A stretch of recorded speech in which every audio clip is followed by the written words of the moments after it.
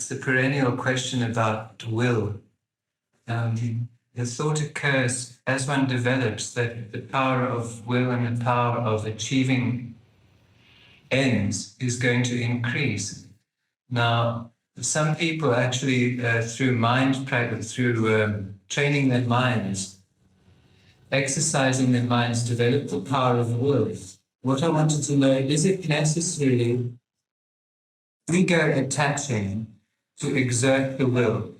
If God is going to supply, if one leads a harmonious life, is it actually necessary to put one's mind out and say, this will happen, the other will happen? Because it will if one's mind is full. Now, what we have to examine as far as will is concerned is that there are two kinds of will, man's will and divine will. And the purpose of man's will always be to be in conformity and work in harmony with divine will. Now, how to know divine will? How to know what patterns are set for us and how those patterns are to be carried out? And what can man, with his small will, which is of course naturally mixed with his ego, what can man with his small will do? How can he do it? Why should he do it? And if he should do it, would it be of any benefit to him and his environment? Now, these are all the questions that have to be considered when we speak of will. Now, the kind of will that you speak about is the will that a man exercises for achieving something. Now, will can be developed by the concentration of one's mental and physical energies. There are practices whereby we can develop that strength through which we can make our thoughts more powerful. Now, to make one's thoughts more powerful can be a good thing and it could be a bad thing. Bad in the sense that some people that do not have good intentions might use the same power to achieve selfish ends, while a person whose mind is purified and also has the strength of thought, power of thought, such a person will use that same power through his will. Now, when we say will, you must remember that will is only a channeling. Will is only a channeling of the forces that are within man. So, will could be regarded to be the banks of a river that guides the water flowing. That is all what will is. Will is not some separate entity that we have within ourselves or a special portion of the brain or the mind that we can categorize and say, this is will. Will is generally the banks of the river that guides all the thought forces and the energies within us to proceed on our path to the ocean. Now, to find the methods, to find the ways and means of strengthening those thoughts as will and to direct them, there are certain practices. But in those practices, the guru always has to be very careful that has this person now developed sufficiently enough to be given those practices to strengthen his thought power? Has he developed sufficiently enough in purity and in moral values, ethical values, so that when he gains this power, he could use it for benefit? Because this power can be achieved by anyone in a very short time. Few months, 4 months, 5 months, 6 months. Everyone can develop that powerful thought force that could be sent forth. But as I said, in the wrong hands, it could be dangerous. There's a little story which I told someone during this week. A chela went to a guru. The chela wanted to develop a certain power, a certain siddhi.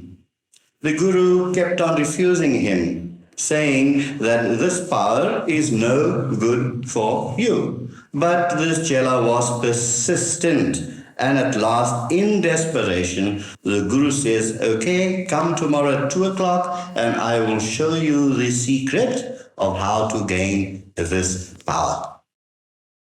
Good. The chela comes on appointed time, and real gurus have to be truthful, otherwise they are not gurus. He promised the man, I will teach you the secret, and he has to teach it truthfully. So this man was taught the secret of the power that he sought. But then, after teaching him that, the guru said, that every time you sit down to do this practice, do not think of a monkey. That's all. And do your practice. Now, what happened was this.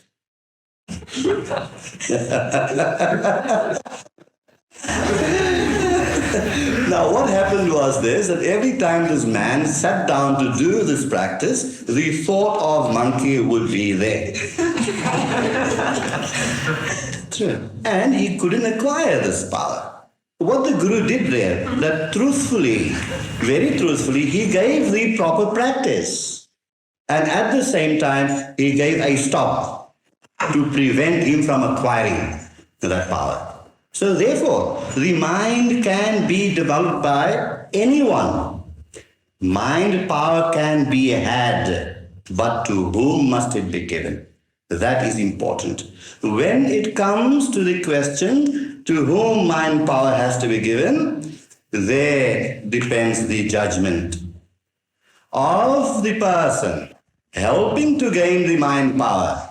Helping the chela to gain the mind power, great discretion has to be exercised. Great discretion. Because that very same power can be misused, as I've said over and over again. Now, what are the qualifications of the chela for him to acquire this mind power?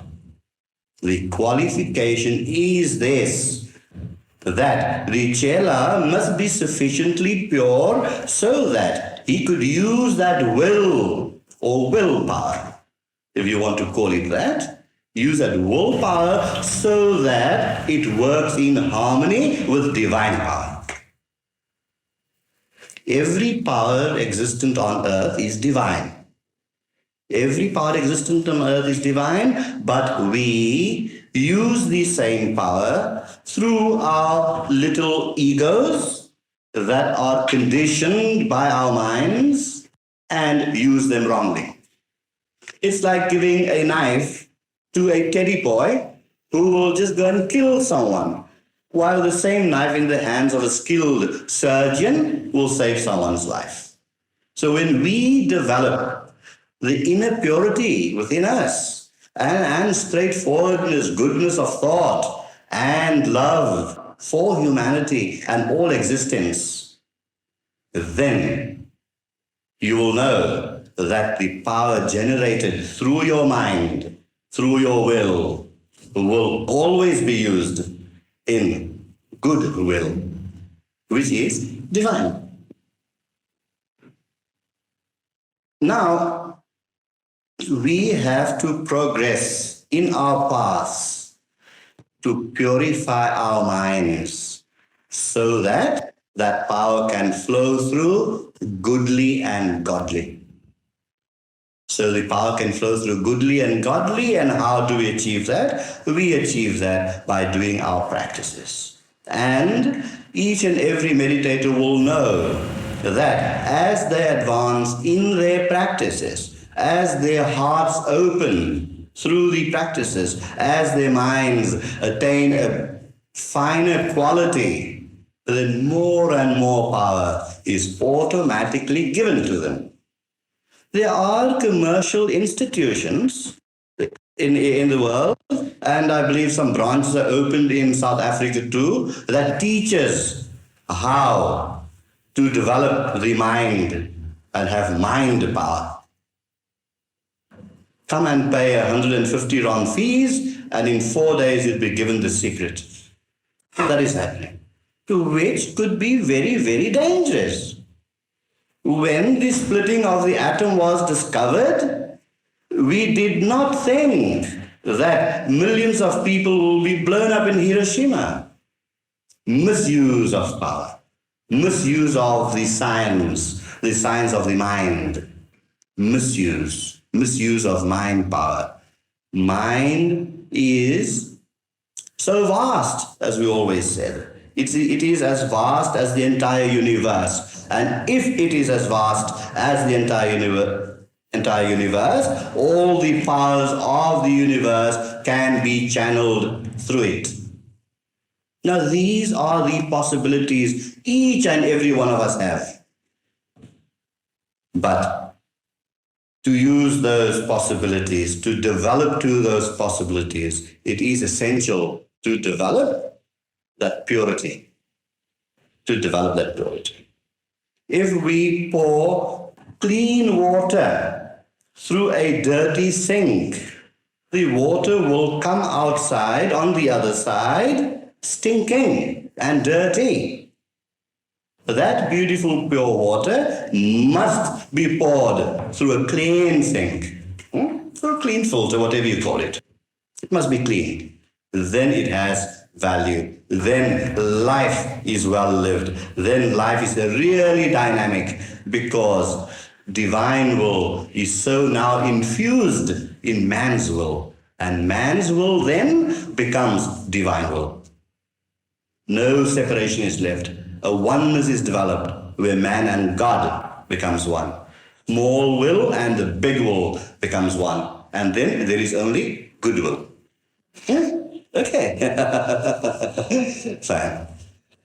Then? The Guruji, in this willpower, in order to discipline yourself, to get down to meditation, you've got to use your will. A person with no willpower will achieve nothing. True. Very true. True. Same willpower. Now, meditation, as we know, is effortless. But in the waking state of life, there has to be some effort. If someone comes to tell you that 20 minutes or half an hour meditation in the morning and likewise in the evening will change everything, that cannot be taken for granted. That cannot be taken for granted, and if it is so, it would be a process of a few million years. We want the results now. We do know that meditation gives us that added energy. It gives us that added subtleness. It makes us dive deeper within ourselves, to draw from ourselves a more powerful, subtler power. We know all that can happen. But the drawing of that subtle power will take millions of years to find complete fulfillment. So what we do to expedite the matters is to use the same subtle powers that we gain through our meditation and use them in our daily life, so that all activity of daily life is bettered. It is no sense a man meditating in the morning and the evening and then the whole day through. He would not use his will, his little will, to control his life, to control his baser self. Because in man there is three aspects. You have the devil, you have the man and the God, to put it in theological terms. Because man has the combination of animalism in him, manliness in him, and godliness in him. Man is a combination of the three. Now, the quality of man's life is judged by which quality or which aspect predominates. How many people don't we see in the world that have really abused this beautiful human existence? They live entirely like animals. Their lives are completely based on animal instincts and sensuality. Right. So, will is required. Our own little wills are required to curb us, and not act in a manner which is not worthy of man. If a tiger kills a man, it is the nature of the tiger to kill. But if man kills man, it is not the nature of man to kill. What man is doing there in this act is that he is displaying his animal nature. Now, why do we have animal nature in us? Why do we have God nature in us? Why can't we just have man nature? It is because from the primal sparks, when man became an individual spirit, he had to progress through evolutionary processes, through all those kingdoms, mineral, plant, animal, and then man. So in his mind, the memories of the animal kingdom is still stored. It is there. It is there. It will always be there until he has reached enlightenment.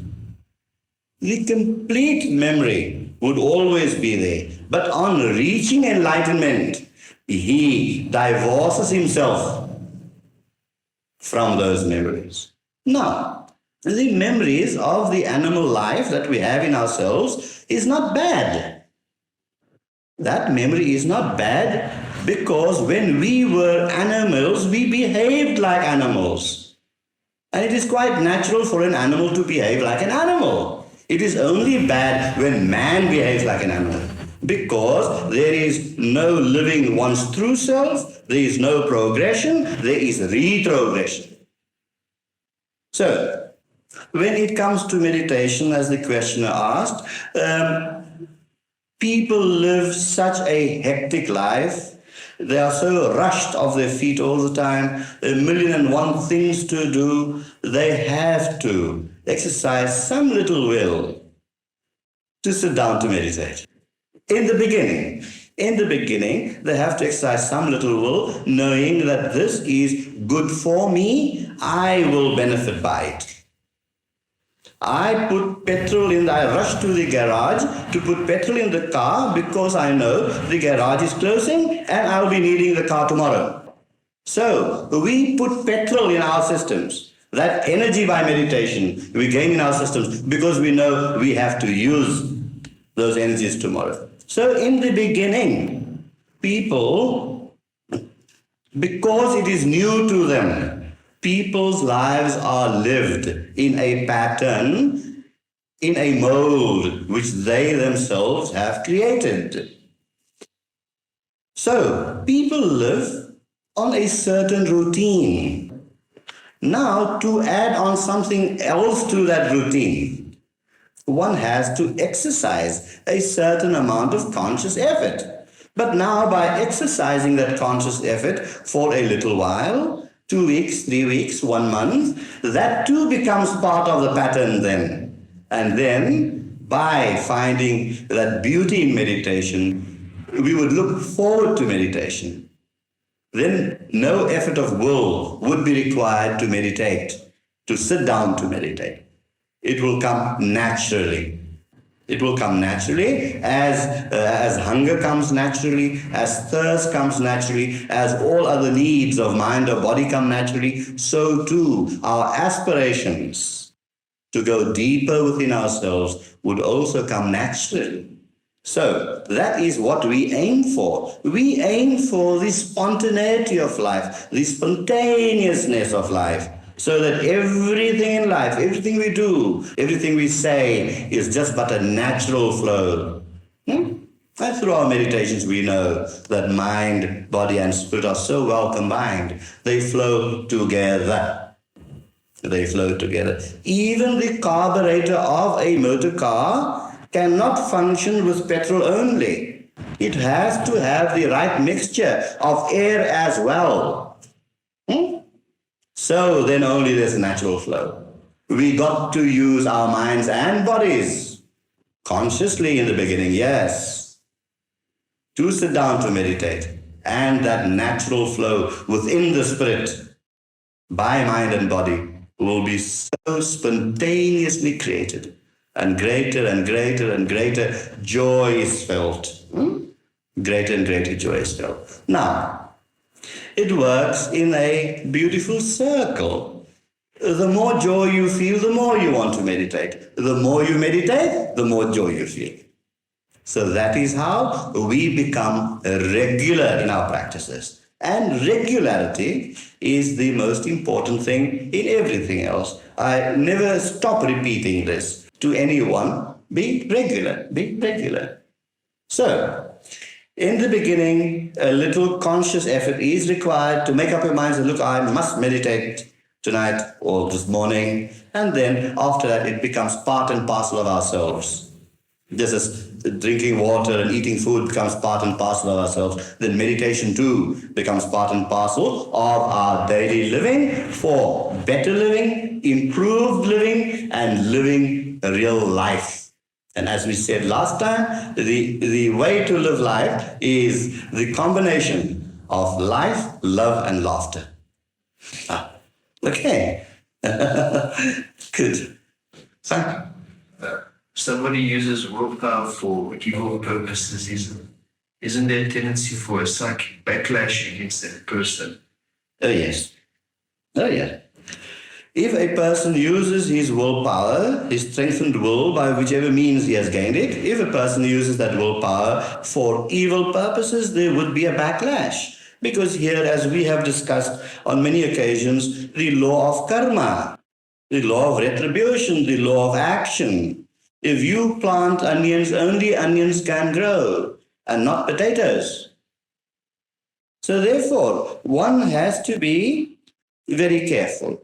And those miserable beings that have acquired a little ability to use their minds powerfully, and if it is used unwisely, then they suffer very much for it. They would be creating a debt not only to society but to themselves, and that debt has to be repaid. There's nothing for nothing. One cannot escape. One can escape the whole world. One can escape anything, but one can never escape from one's self. And that is where the conscious effort of directing one's life is required. Ancient sages have said over and over again that the conscious effort of living, of trying in the beginning, trying to live a better life, is very, very important. And by doing that, our meditations also become better. And by the meditations becoming better, the conscious life, the waking life, becomes more and more better. But the two form part and parcel of the whole. We cannot say that I do meditation only and everything is fine. It has its effect. It has a little effect, but not as much as we want it. Not as much as we want it. It might sand off a few rough corners, but that's about all. We want the whole plane of life to be sanded and clean and beautiful and sparkling, really polished. So life is the school where we polish ourselves. Where we polish ourselves, where we clean our minds and bodies, so that to allow that divine spark within us, divine spirit within us to flow and flow to greater and greater glory. And that is what we mean when we say the glory of God. That is the glory. That is the glory. Otherwise, we live life in blasphemy. Yes. So we do direct ourselves consciously to better ourselves. Because it's our own benefit, no one else's. We benefit more by our living a better life. We are benefiting ourselves more than anything else. The benefit to society is only a side effect, because no one can evolve another person. One has to evolve and find enlightenment oneself. The guides are there, and they're always prepared to help and guide, of course. Good. Right, fine. Next. Is she? Last week you mentioned that there would be a tendency for a couple to connect again and again until their relationship has been fulfilled. What actually is the ultimate goal of a relationship between two people? And can that be a spiritual partners? The ultimate goal of the relationship of man and woman, the ultimate goal is not only a spiritual path, but it is the end and aim of all spirituality. We that are householders find that nirvana, if you wish to use that term, or find enlightenment through our married lives. Therefore, we are householders. Now, what happens is this, that through man or a woman directing one-pointedly all their energies to the beloved, then that direction, being one-pointed, has a piercing effect. It pierces not only the man's outward body or his mental body, but also pierces and becomes one and gets in touch with the spiritual side of the man. And likewise, vice versa for the woman. So here in that unity that is created of mind, body and spirit between man and woman, the creation of unity itself is spirituality. The creation of unity itself is spiritual value being lived in practical life. So that is the purpose. So to find self-realization, loving one's wife or loving one's husband is also a way. It is also a way, and the finest way for a person living a householder's life. It is a good way. But of course, the necessary conditions would be honesty and sincerity. Now, if honesty and sincerity were not there, then the spiritual self of each other could never be touched. That would be the stumbling block. That would be the iron wall. Because what does a woman see in the man she loves? If she sees only the body, then that is not love, or very partial love. If she sees only his brilliant brain, that too is very partial love. But when she sees in him the divinity, the divine spirit, then that is complete love. When she sees in him the divinity, the divine spirit, then she draws on the divine spirit of the man to herself, and in return she gives him her spiritual life, her spiritual self. So here, in that manner, two individual souls become one soul. And that is what is meant by soulmate, really. That is what is meant. We can interpret that now here two souls have united into a beautiful oneness. And it can be experienced. It can be experienced because growing or being in touch with that spirit of the beloved, one automatically draws it through the various levels of man. Now, this from the spirit, the other final level would be the mind, and from mind to body. So from the subtle to the grossest, a chance is given to draw out that spirit. And that spirit, the individual spirit, has its roots in the universal spirit. Now look at the range, look at the scope, look at the vastness. If man can truly love his beloved, or the other way around, really and truly, completely, then know that man has found God. Because in loving his beloved, he has known himself. he too has opened himself to divinity and become one with divinity. Then that is also the way for self-realization. And self-realization is God-realization. That's all there is to it. It's so simple. So, the qualities required: sincerity and honesty. Sincerity and honesty.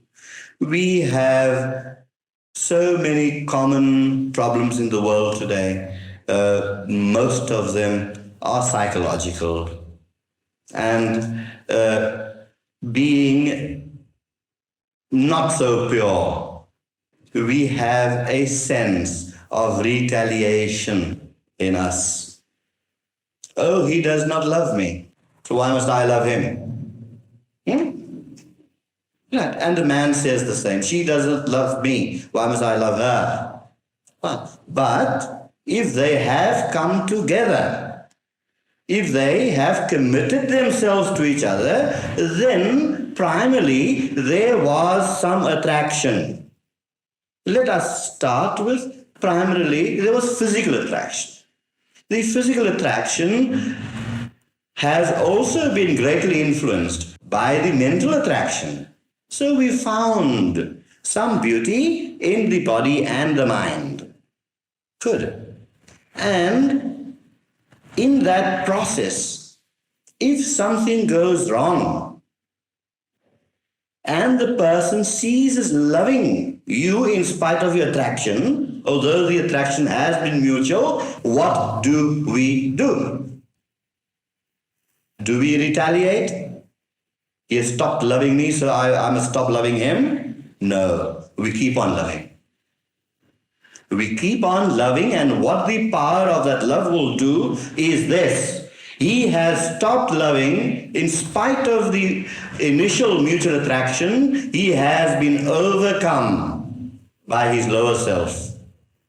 Now, by carrying on loving that person, we are annihilating the lower self of that man and drawing out his higher self. And love is such a powerful weapon. It's such a powerful weapon. It must succeed. It can find no barrier. It would take time. It would take time. But all barriers could be destroyed by that power. Because love is God, God is love. We know that.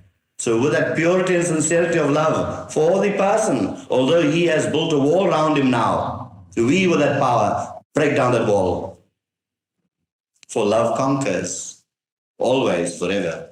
And we are not only then gaining what we needed, the love of that person, but we are helping that person too in loving. So it is a mutual interaction. If a young girl comes to me and tells me that I have loved such and such a one for past 2 years and now he's become hard against me, he doesn't seem to love me anymore, I would ask, how were the past 2 years? What was the cause of the mutual attraction?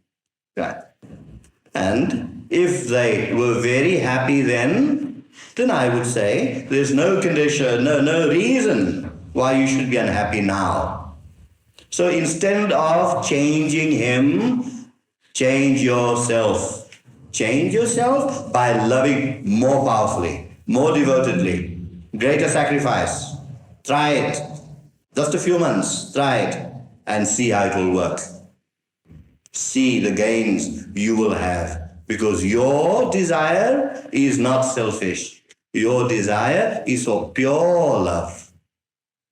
Your desire is for pure love, and therefore you must succeed. You must succeed. And men or women, human beings think that they have such strong defenses, but that is just a fixture of the mind. Human beings are very weak people, the way they live and the way they behave. Yeah, but inside them there is strength. Oh yes. So we don't try to change their weakness by drawing the strength out of them. No, we give them strength by giving them more love. We give them strength and their weaknesses disappear. That's the way it works. Those are the mechanics. Those are the beautiful, beautiful mechanics. Because as we discussed last week, that real marriages, true marriages in real love are made in heaven. Made in heaven. There was such a powerful attraction of that time. There was such a powerful bond. There's such a powerful need for fulfillment with each other that even on the way in this life, if some little thing goes wrong, the person loses the main road and goes off into a side street, the power of love will bring the person back to the main road. Always and forever. Unfailingly. It is a law that cannot be denied, nor disputed, nor discarded, nor destroyed. It is the ever-living law, the law of love. Christ also taught that. Love. Okay.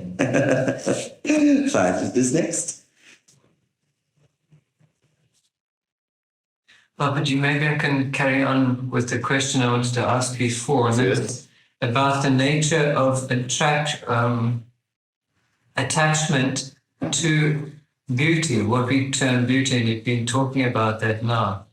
How does one transform one's appreciation of beauty to such an extent to the state where one can transcend any attachment?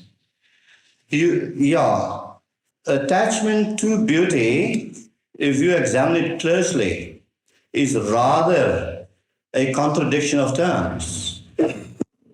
Attachment to beauty is rather a contradiction of terms because beauty, real beauty, does not attach.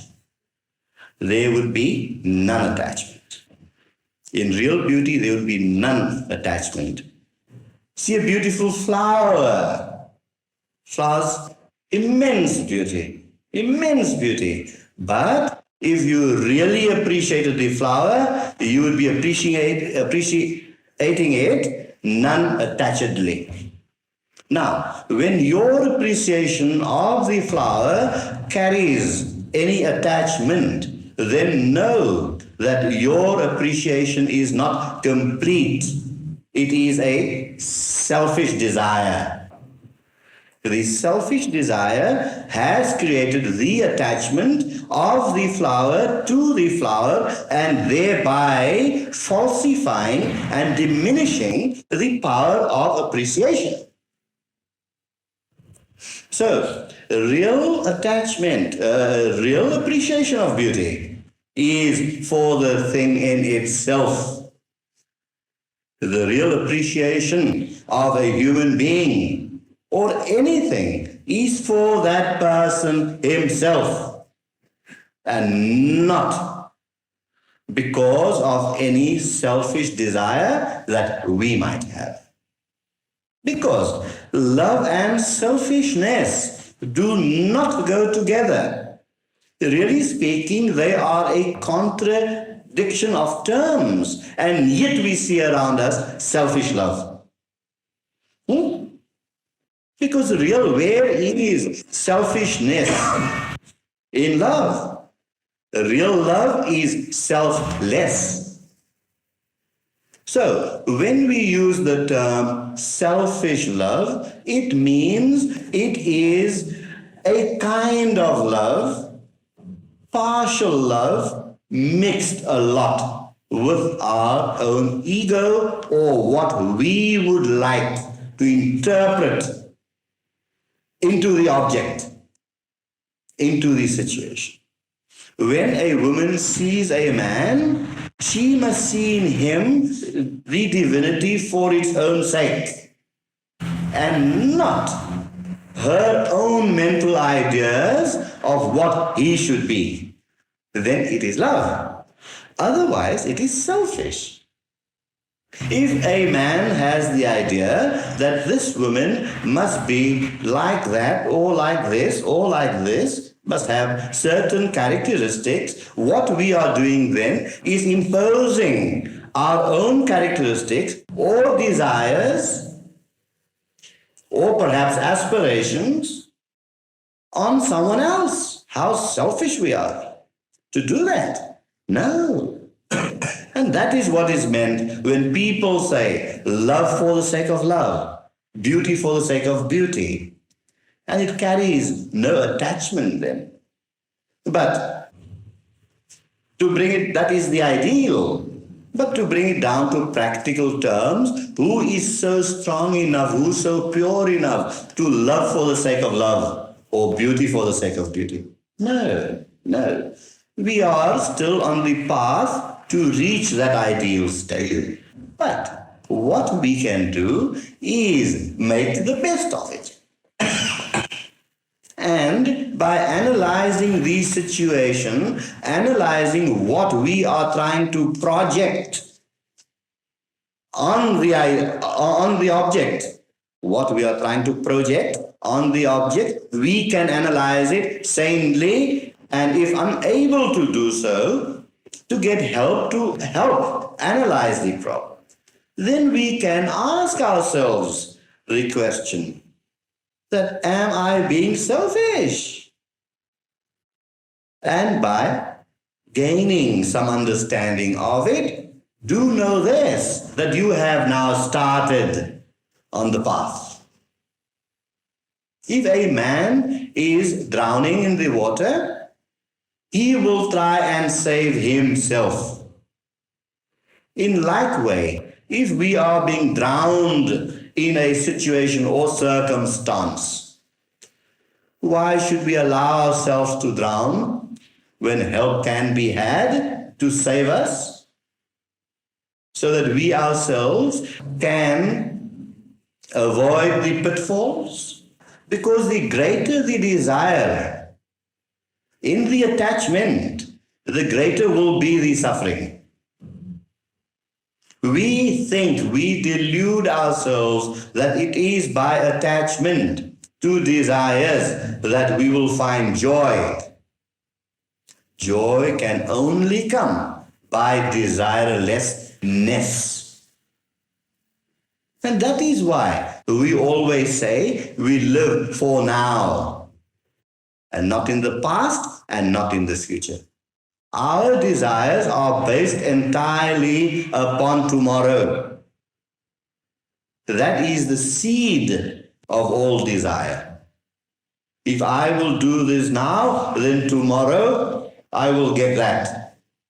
Always. But I don't do this now for the sake of just doing it now. I am looking for results and rewards. Rewards not for the good, but rewards for our small little selfishness, selfish self. That too is animalism. You train the dog to go and get something, go fetch the ball, and you reward the dog. We are none different. Every action must have its reward. That too is animalism, a kind of animalism. But when we learn to live a life for the sake of living the life, working for the sake of working, the Gita talks on this. Working for the sake of working and not desiring the rewards, loving the beloved for the sake of loving him and not desiring the return, then that is the highest form of love. But while we are still on the path, we analyze the situation, we get help on the path, and then ask ourselves truly, am I being selfish? And if the answer is that I am selfish, then I ask, what do I do to become less selfish? And for that, there is always an answer. And once we ask the question, that am I selfish? The answer itself comes up immediately to us. Immediately the answer is there. So we become less selfish, in other words, less ego-oriented, and by doing that, greater and greater love flows from us. If you can picture two wedges, which is quite, I'm fond of that illustration, two wedges, one upon each other. Now you know what the wedge looks like, thin end and of course the broad end. So as we proceed with lessening the negativity from the broad edge, so here the positivity widens. Thin edge of negativity, where there in that oblong shape, there is the maximum positivity. Life cannot remain a vacuum. We can fill it with desire or desirelessness. Desirelessness is also a quality. It is a quality which has its roots in the highest form of nature, because it is our natural self. Now, how have we acquired these desires?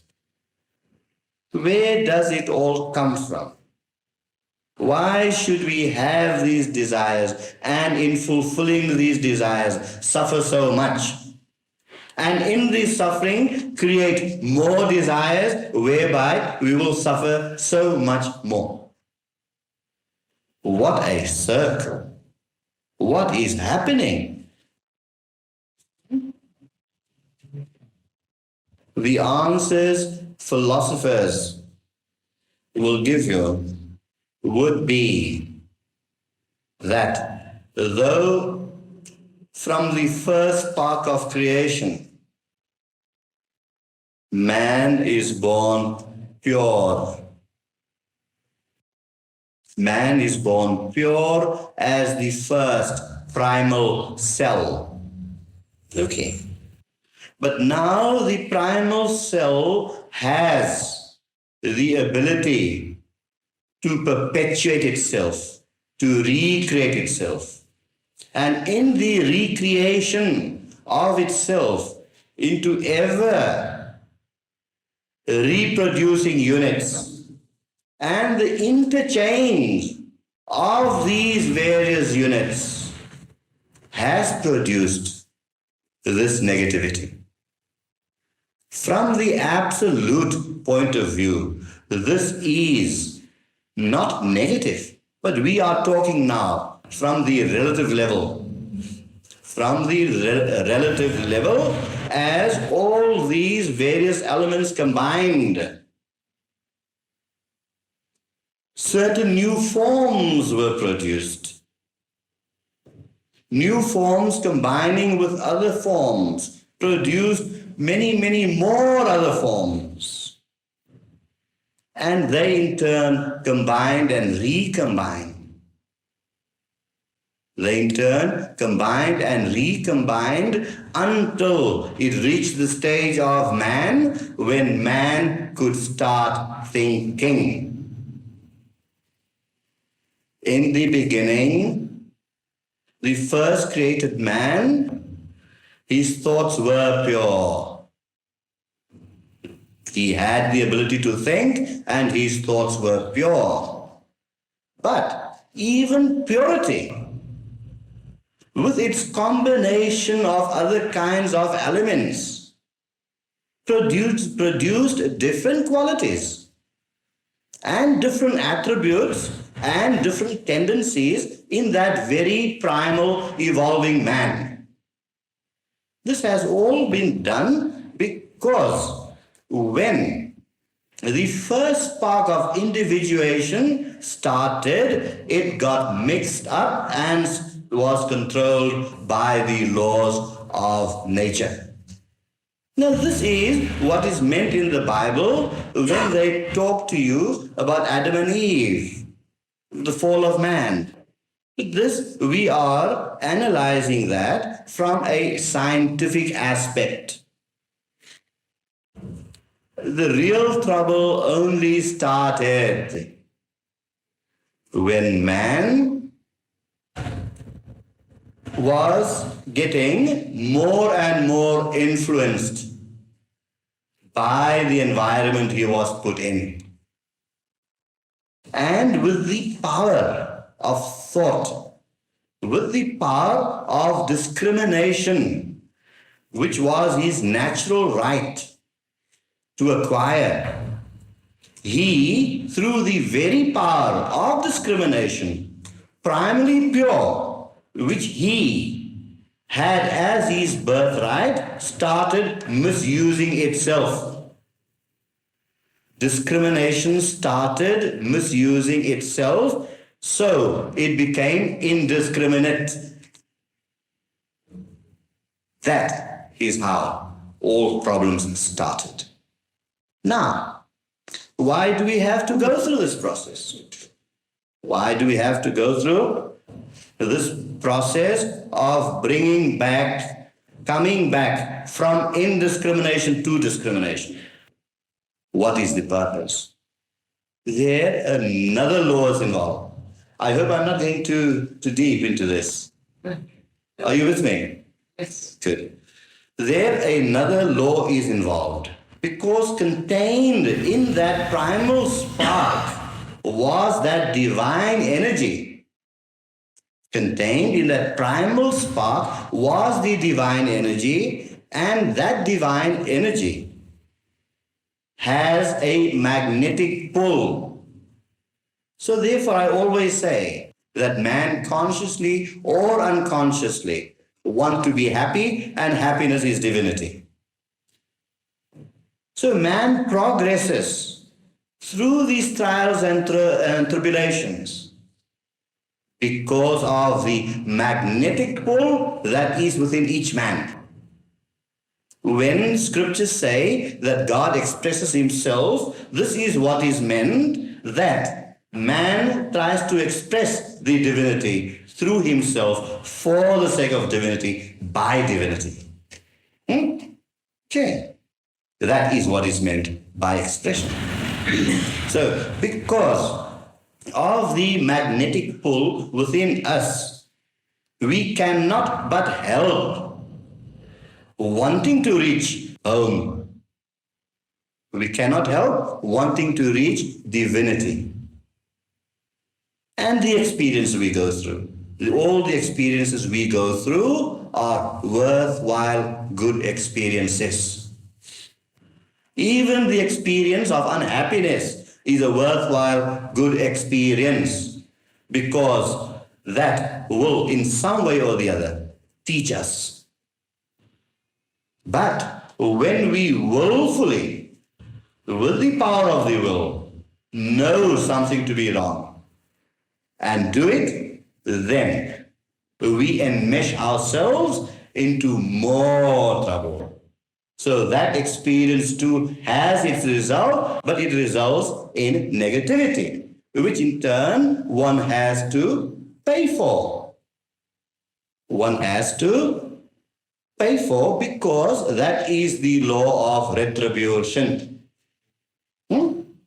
Yeah. So we stand in this situation today where we are born with past memories, past sanskaras, tendencies in our present lives. And we have to overcome those tendencies. We have to overcome the impurities in us in order to reach the purity. And for that, we have our practices and meditational systems. We have them. Now, that would be one school of thought. The other school of thought says that all this is not real. It is all a dream. But who said that?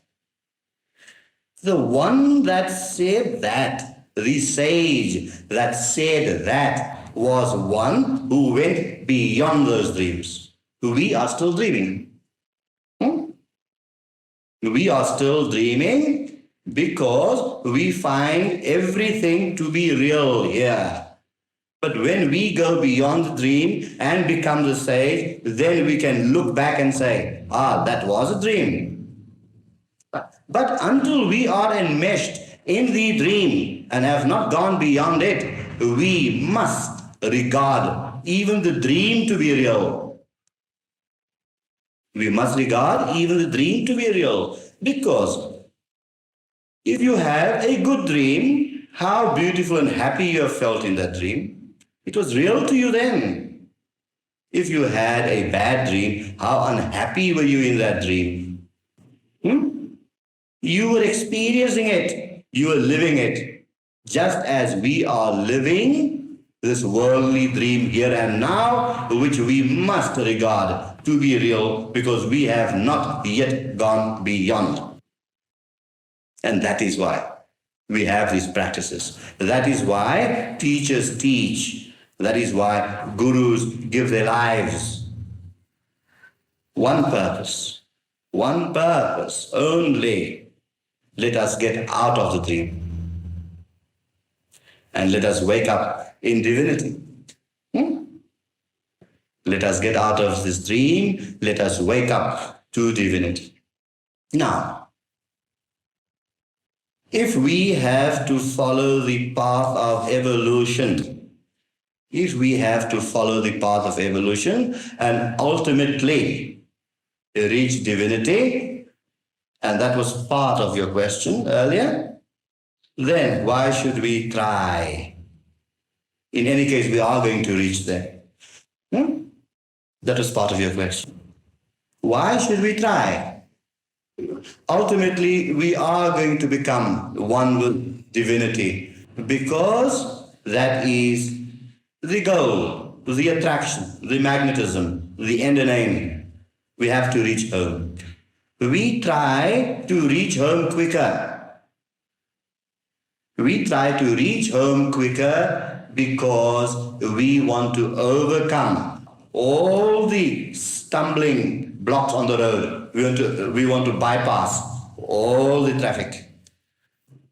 Now, if you live 20 miles away, if your home is 20 miles away, how fast you go or how slow you go is not the criterion. You still got to go 20 miles.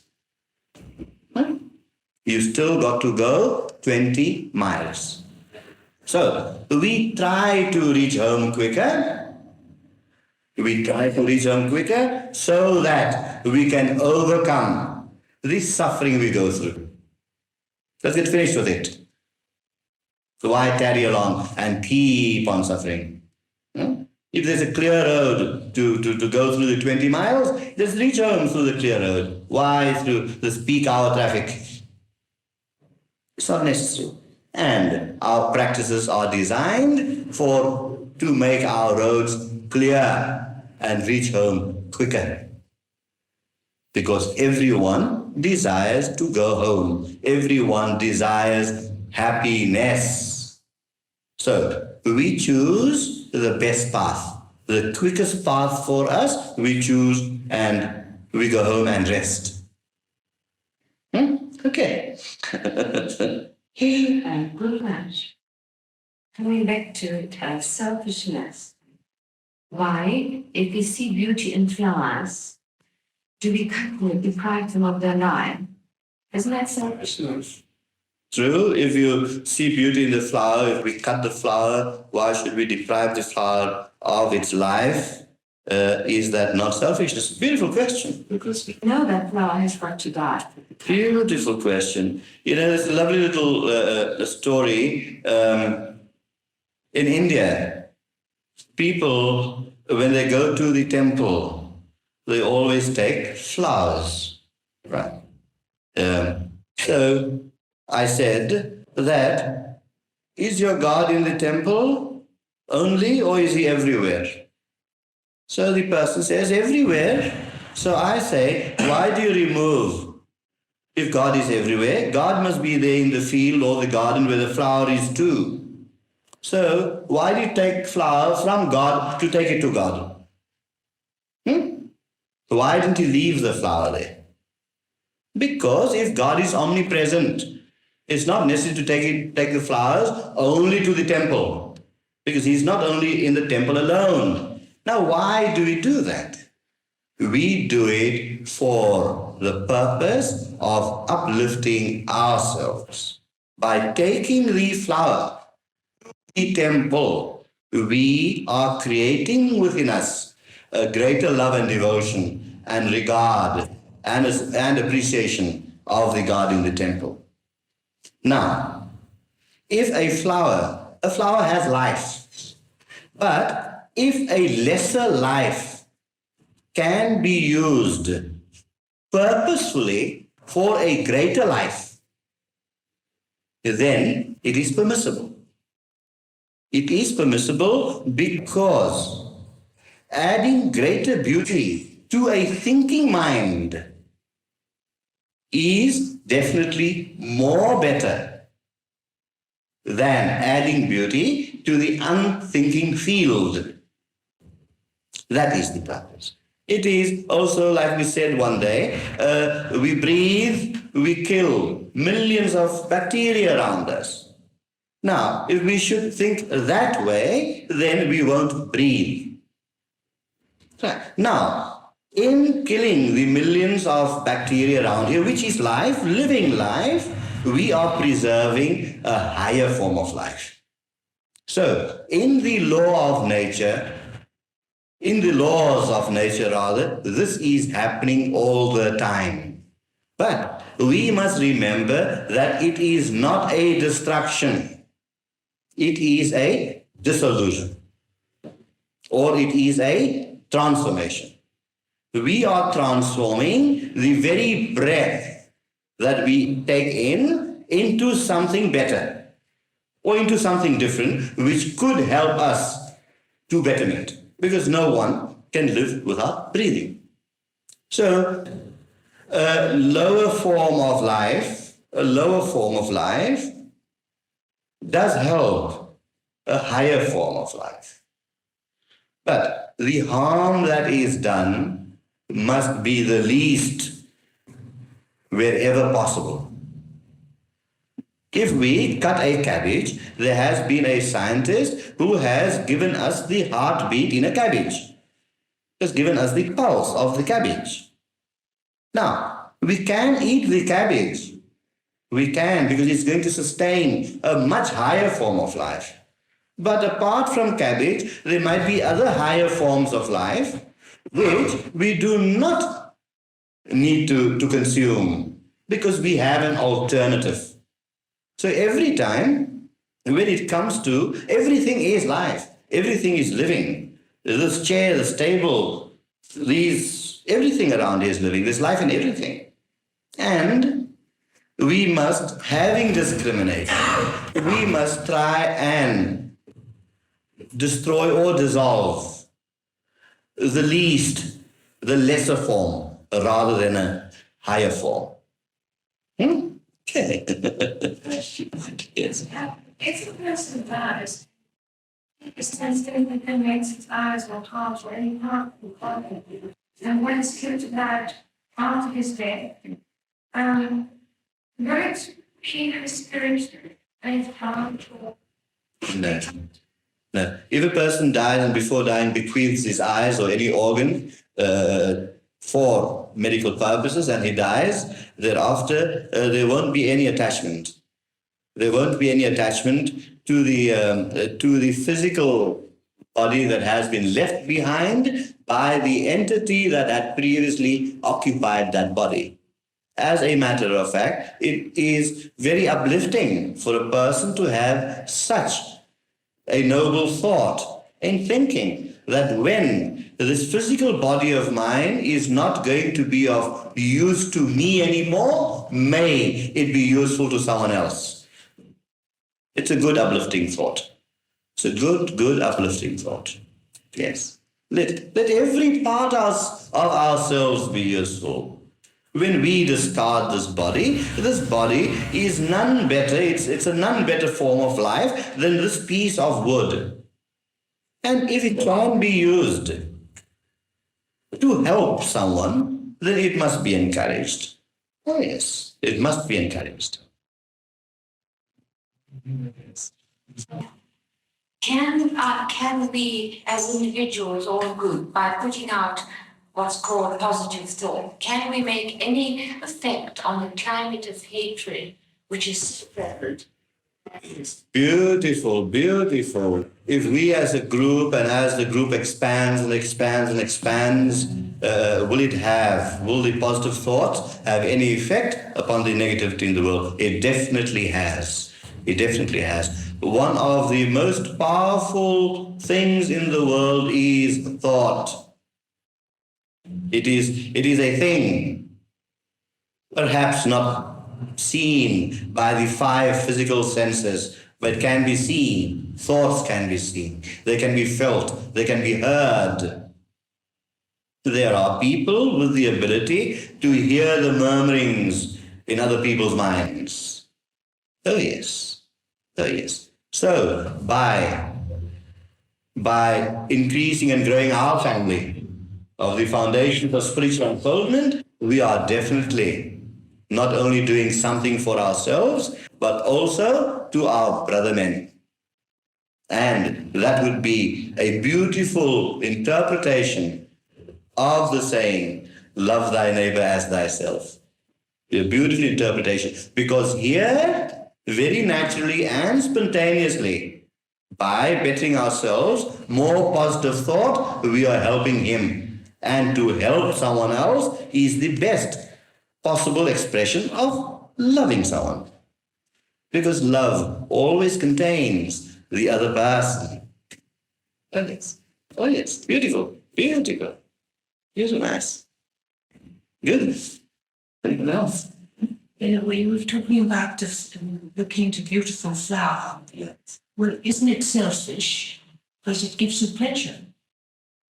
Yes, very beautiful. Oh, May, you're wonderful. If we look at a beautiful flower and we find beauty in it, now isn't it selfish for us to appreciate it? That depends a lot on the conditions, on the conditioning of your mind, of our minds, right? When I look at a beautiful flower and it gives me pleasure, immediately I see in that pleasure divinity. I see immediately in that pleasure divinity, because the divinity in the flower has touched the divinity within me. Now, if my appreciation of that flower is only of the mind, if my appreciation of the flower is only limited to the mind, that could be selfish. How many times a person sits in his home and he's depressed or feeling unhappy, then he says, oh, let me go out to the garden. Goes out to the garden and sees the beautiful flowers, appreciates the flowers, and thereby gets rid of his depression. In other words, he has used the flower as a means of escape from himself. That is selfish. But if I can see the flower and see the divinity in it, and the divinity in the flower touches the divinity within me to be expressed with a pleasureful mind, then it is not selfish. So it depends entirely upon ourselves, how we view things and why we view things and for what purpose we view things. To appreciate the flower on its own as a flower could be unselfish.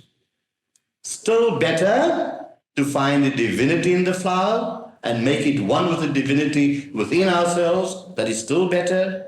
But to find the beauty of the flower for our own needs, our own weaknesses, then that is selfish. That is selfish. Many men go home in the evening and take a bunch of flowers to the wife. It's a beautiful act. Today, that is done almost mechanically. I will make her feel nice by taking her a bunch of flowers. But why do I want to make her feel nice? Do I ask myself that question? Do I have any personal desire, any selfish motive in doing that? Now, if I have any selfish motive in taking a bunch of flowers home, then that is wrong. Because here I am motivated for my own need. But if I take the bunch of flowers home, not for what I am going to get in return for it, but just for the beauty of giving it to my beloved, then I am adding beauty to beauty, with the third beauty, which is the beloved. Now that is a beautiful trinity. You see? That was a lovely question, man. Beautiful, beautiful. But that if one is, say, depressed, as you say, and you go out and the flower appeals to you, you say that it's selfish. But the divinity in the flower is uplifting the divinity in you. Isn't that an act in the right direction? Oh yes. Anything that uplifts you, remember, divinity has its hand. Because divinity is an uplifting force. But how do we use it? If we use it as escapism, then we are not helping ourselves. Because any kind of escapism is never a help. You're escaping from the situation. So tomorrow you go sit in your room again and you'll feel depressed again. And then you'll run out to the garden, have a look at the flower, feel better, and it's just a continuous cycle. We have done nothing about the depression. That is the point.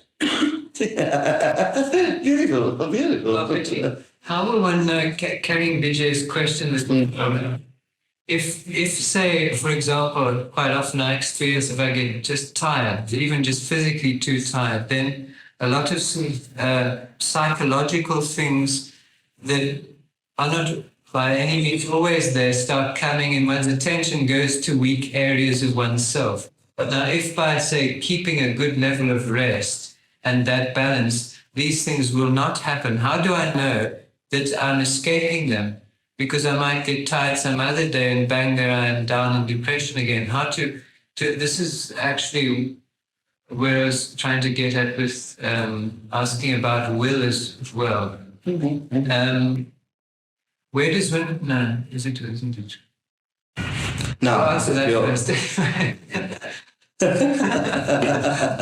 Now, if you feel that the depressions that come upon you are because of physical tiredness, then use the little will you have not to get physically tired. It's so simple.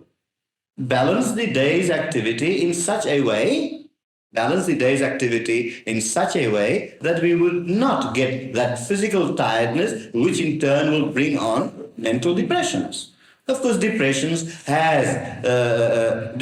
come about through many means, but you're using the physical as an example. Fine.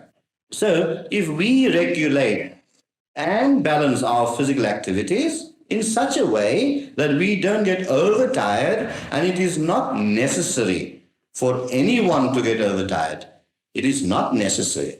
If we do our practices regularly and properly, we will find that we will be achieving the same amount of work with the least amount of effort.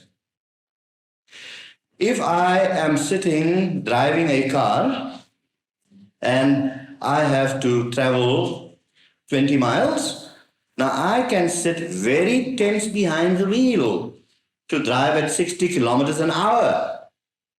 And I can also sit relaxedly behind the wheel and still drive 60 kilometers an hour and still arrive at the same destination in the same time and not so tired. You see how simple it is, really, how simple it is. So here, what is happening? That depressions has caused a mental tension. The mental tension in turn causes physical exhaustion, and physical exhaustion in turn causes more mental tensions and depressions. A vicious circle. Absolute vicious circle. You get the point? Fine. But I'm thinking, Guruji, about things which are not necessarily related to one's physical state. And the principle underlying that is that just when you are generally slightly weakish, then one pays more attention to some samskaras that you know are not yet gone. Whereas if one feels very bouncy, then although the same things are there, you can afford not to notice them. That is very true. It is like saying that when your resistance is low, you are prone to catch a cold. You can go out in the coldest weather, but if you have resistance in the body, you will not catch a cold. You caught a cold because the resistance in your body has been lowered. So what we do is increase the resistance. Depressions come about because the mental resistances we have been decreased. And to increase mental resistances, we have our practices. We have our practices whereby gradually the depressions will become less and less and less. We build up the resistance that bacteria of depression don't attack us anymore. They can't attack us. Weakness or strength is not something outside. It is inside us. So therefore, we always say, if we become stronger, then we can face the world. Say a person, I always tell this, that sitting in the office, a very highly nervous, tense person, if she hears a tire burst, she might jump through the roof, the ceiling. I could sit there and the whole of Table Mountain can topple down now, and I would not bat an eyelid. You see? So what we do is develop our resistances. When we become strong, nothing can affect us. And that is common knowledge. If we are strong, nothing can affect us. And we have our practices, we have our methods whereby we gain more and more and more strength.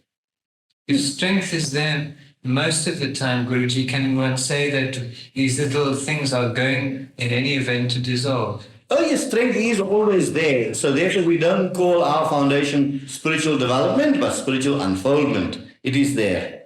And our practices unfold. Yes. Good. Shall we break the tea? Okay.